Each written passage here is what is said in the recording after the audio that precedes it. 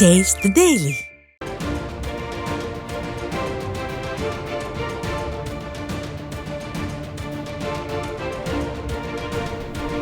அண்மை செய்தி. தூய்மை பணியாளர்களை கைது செய்தபோது காவல்துறை அராஜக போக்குடன் நடந்து கொண்டதை கண்டித்து அதிமுக பொதுச் செயலாளர் எடப்பாடி கே பழனிசாமி ஸ்டாலின் அரசுக்கு கடும் கண்டனம் தெரிவித்திருக்கிறார்.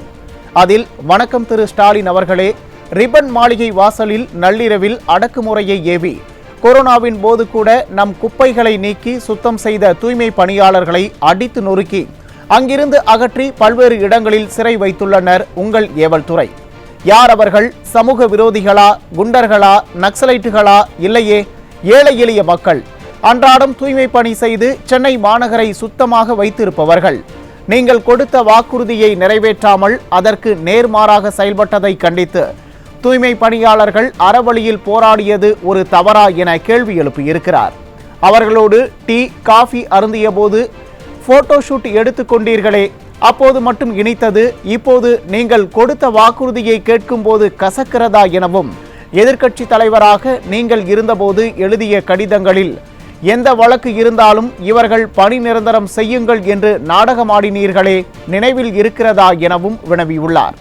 நள்ளிரவில் அடாவடித்தனமாக வலுக்கட்டாயமாக நம் அரசுக்கும் மக்களுக்கும் பணிபுரியும் நலிவடைந்த தூய்மை பணியாளர்கள் மீது 79 ஆண்டுகால சுதந்திர இந்தியாவில் இதுபோன்ற ஒரு அடக்குமுறையை எந்த அரசும் ஏவியதில்லை என குறிப்பிட்டுள்ள எதிர்க்கட்சி தலைவர், தூய்மை பணியாளர்கள் 8க்கும் மேற்பட்ட இடத்தில் சிறை வைக்கப்பட்டுள்ளனர்கள், அவர்கள் உடனடியாக விடுதலை செய்யப்பட வேண்டும் எனவும் இந்த அடாவடி நடவடிக்கைகளால் காயமடைந்தவர்களுக்கு உரிய சிகிச்சை வழங்கவும் வலியுறுத்தியிருக்கிறார்.